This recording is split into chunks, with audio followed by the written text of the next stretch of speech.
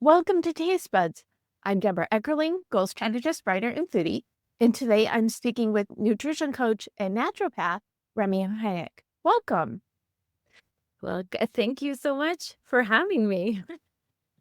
I love this concept of looking at eating as like a healthy practice. And as someone who loves to cook, I always feel healthier when I cook my own food, but that's not always an option for people. So what is it about a healthy cooking and healthy eating that anyone can embrace? Mm. Well, first of all, I would start by saying that not all of us have time to cook all the time, myself included. So it's all good.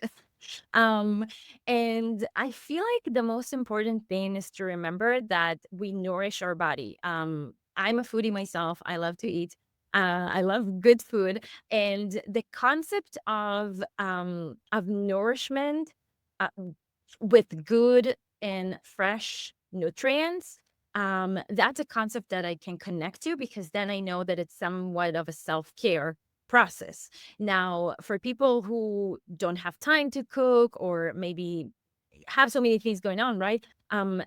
Nowadays there's so many options for people to order meals that are already prepared, that are pretty healthy and pretty good. So the first point that I would recommend people to do, if that's the route that they're going for, to look into the ingredients. Because once you understand the ingredients, you have a better idea of, okay, well, you can order this from this company and they will give you good food, but then you can order from this company, it will be good and nutrients and nourishing for your body at the same time. You have like so many descriptors of what you do. I only read two of them. What led you to this focus on a healthy living, a healthy body path? You probably heard before, your pain point is what's gonna help you help other people. So that's really that. Growing up, I grew up in the 90s. So there was the fashion TV that just came out, and I grew up around that beauty standard that women need to be skinny and Kate Moss and Naomi Campbell and that type of style. And that was not me. Still today, not me. And it led me into a cycle of a lot of diets, crazy diets, a lot of diets. You can whatever you think about, I tried, and it led me down a path of not liking my body, to say the least. It was a struggle, a relationship around struggle with my body, with what I eat, a lot of overthinking about the food I consume. And then slowly took me a very long time, a few years, to heal that, to work through that, and to create a healthy relationship with food and with my body. And when I felt that, when I realized that, I was like, okay, hey, I can help other women do the same because there's so many of us that are dealing with that. What was that aha moment that led you to, I can do this? It was self-love. I stopped focusing on the food and I started focusing on self-love. And it sounds a big, self-love sounds so big. I really focused in what it means. I saw it all the time around online and I started seeing it in front of me all the time, and I started asking questions. What does that mean? What is self-love? What does it even mean?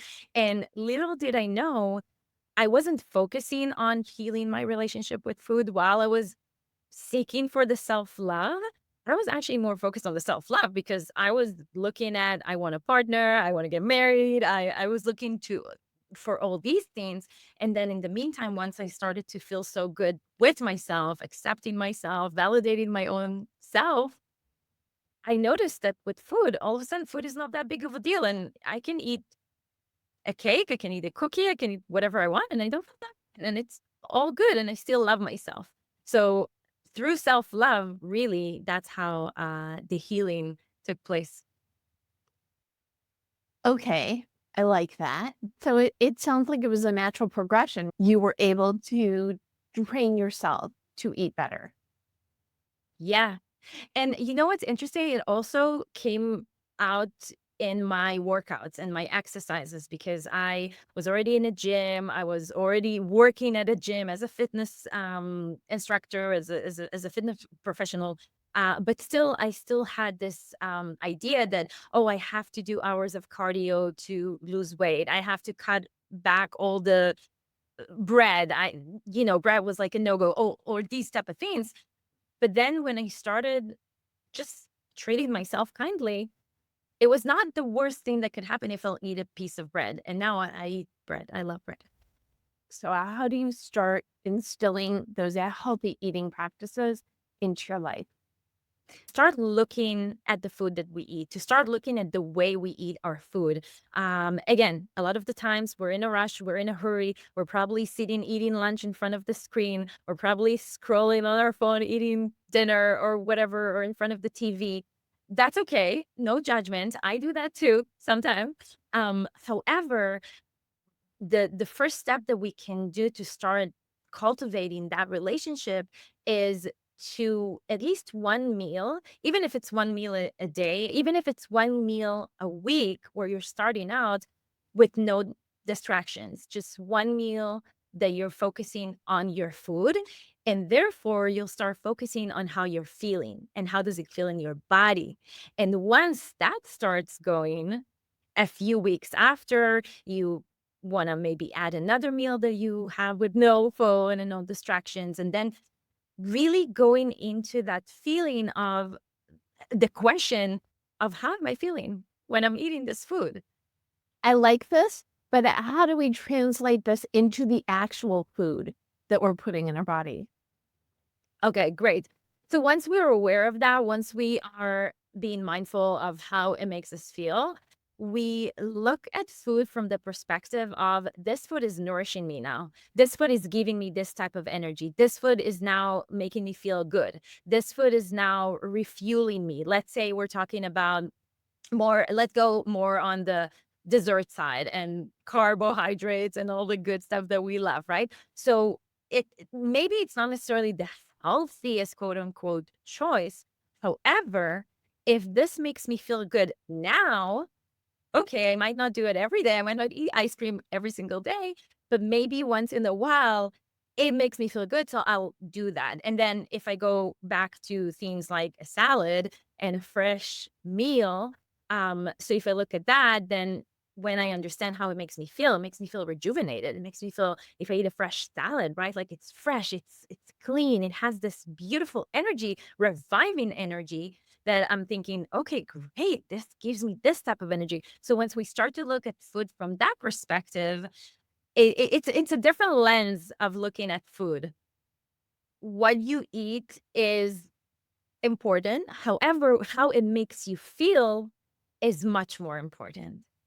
Because at the end of the day, that's how you walk around with the world. And food gives us some comfort sometimes. It gives us pleasure, right? So um, just focusing on that feeling of how it makes you feel when you eat a certain type of food. Okay, so if you're eating pizza like 3 meals a day and you're focusing on it, you're probably not gonna feel terrific. Exactly. Whereas if you're eating the salad, you're like, "Okay, this makes me feel good," and then the more you do things that make you feel good, the more you are likely to eat those things. Yes, exactly. And I want to add to that, again, going back to the goal setting, and there's this idea in all kinds of factors, but there's this idea of if I do not eat healthy 100% of the time, I'm not healthy, I'm bad, I'm not good, all these type of names that we call ourselves. If I ate a piece of chocolate, oh, I ruined everything. It's very much an all or nothing mentality, right? However, when we look at it from the perspective of how it makes us feel, then we can start by small steps. So again, as mentioning before, okay, well, one meal a week, let's focus on how we're feeling for this meal. And if that's the only meal that I will focus, and if that's the only meal that was fresh and not a pizza, okay, well, let's start with that, right? Because we want to build it up. We want to build momentum. Absolutely. It definitely is speaking my language. Where did your love of food come from? Was it your upbringing or you just loved food? And as you asked this question, I was like, well, both. And I grew up in Israel where the kitchen is probably the most loving, lovable room in the whole house because it's some sort of love language to feed our loved ones, to cook food and to eat together. Because not only we share this experience, but we also are giving and receiving. So that's how I grew up, and that's how food is just the main focus of the household. Do you have a recipe that you love that loves you back that you want to share? Oh, absolutely. I have a lot, but one recipe that I truly love is the energy tahini and dates bowls that they're very simple to make, very easy for anyone who's busy. This is your recipe. And the reason I love it so much is also that it has, in my opinion, it has a lot of feminine energy as well. And it gives so much energy when you eat it. Just the combination of the dates and the tahini and nuts and all these things kind of together, I just love it. And is it something that's really super easy? Even the busiest person can do it. It's really taking dates and soaking them a little bit in water, like 10 minutes, to make them a little softer. Adding tahini, adding some nuts, a mix of nuts that you like. I love almonds, for example. Mixing it all together, just making them into small little energy balls. And if you like to put on top some coconut, if you like to put on top some sesame or whatever you like, it's amazingly good, and, it gives you the spike of energy during the day during a busy day whenever we put it in the fridge in the frigidaire, sorry, and then whenever you feel like you need a little pick me up, that's super easy and simple to do. And if you go to jewishjournal.com/podcast, you can read the article and get this recipe so you can have a healthy energy all day long. What are some other things that people can do besides eating to live a healthier life? Really finding what fuels you. And fuels you, I mean, in terms of self care, fuels you. So, regardless of your work, regardless of your job, what fills up your cup? So, I can give an example. For me, I wake up early before my husband wakes up, before the dog wakes up, so that I'll have time for myself to meditate, to journal. It's a time that just fuels me up, and I see a difference on days that I don't do that. Another example can be maybe going out for a walk, even if it's a 10-minute walk, even if it's taking your time when you're putting on your makeup or when you're getting ready. Don't do it in a rush. If it makes you feel good, take your time, enjoy it, give it back to yourself. So really finding that one or two things that make you feel good, make you feel rejuvenated, and do them, stick to them. Why do you think it's so hard for people to not do that? Because everything you say, I agree with. Part of living this best, wonderful life is being self aware and doing good for you so you can do good for others. But not everybody gets that. When we're so busy, we have so many things to do, we have so many people around us that we're taking care of. It's great. However, these people will not be taken care of if you're not going to take care of yourself. And also, I think, it's a bigger topic, obviously, because we live in a culture that is very hustle and go, and we were brought up to think that self-care is selfish, which is the complete opposite. Because again, if you're not going to take care of yourself, you will probably not be nice, not be kind to other people. So you want to make sure that you give that to yourself before you go out and give it to other people. We live in extremely stressful times. So, what are things people can do, whether it's food related or otherwise, to deal with the stress so they can get back to their productive self? The easiest thing, the simplest, is to stop for literally 3 seconds or 4 if you're very brave and breathe. Literally just stop for 3 seconds, whatever you're doing, and breathe. And if you want, you can put your hand, one hand on your chest, on your heart, one hand on your stomach, and just breathe. Inhale, exhale. That's all. Really 3 seconds. First of all, from doing that, the physiologically in the body, the stress hormones will be reduced. Even if it's for just a few seconds, it will happen, right?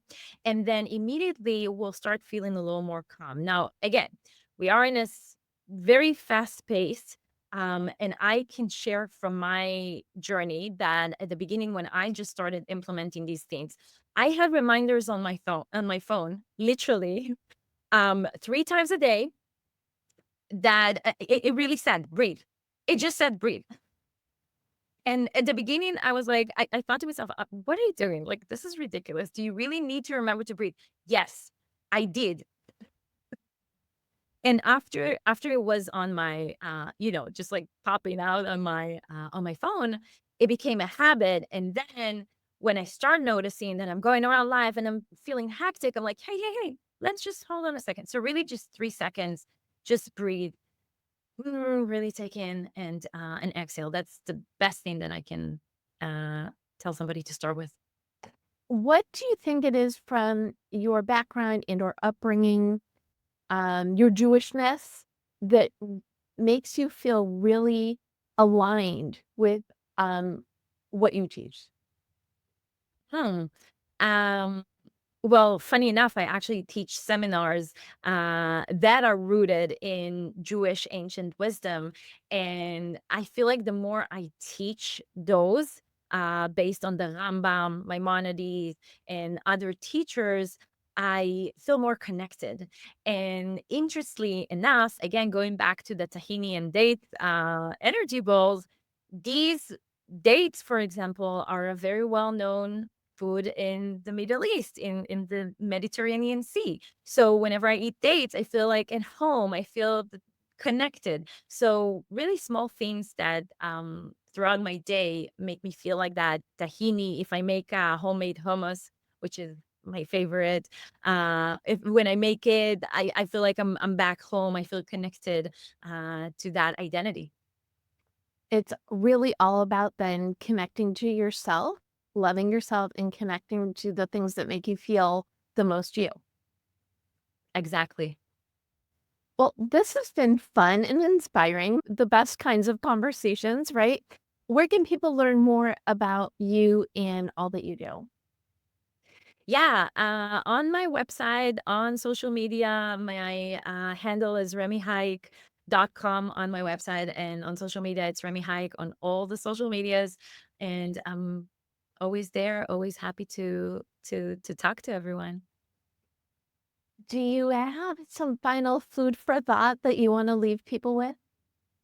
Yes, absolutely. So going back to what we said about remembering, taking a moment to think about or to feel how you're feeling while you're eating, I would love for people to take that idea and see if they can actually invite their household, the people that they live with, to do the same thing. Because a lot of the times when we're going on a journey like that, and we live with people that have no idea what we're doing, and all of a sudden I'm just sitting like that, like looking at my food, and it might be a little strange to my husband. But if I will tell him before then, and I'll be like, hey, how about we'll do that for one meal a week, it just helps both of us, and obviously both of us will benefit from that, and it's easier to implement.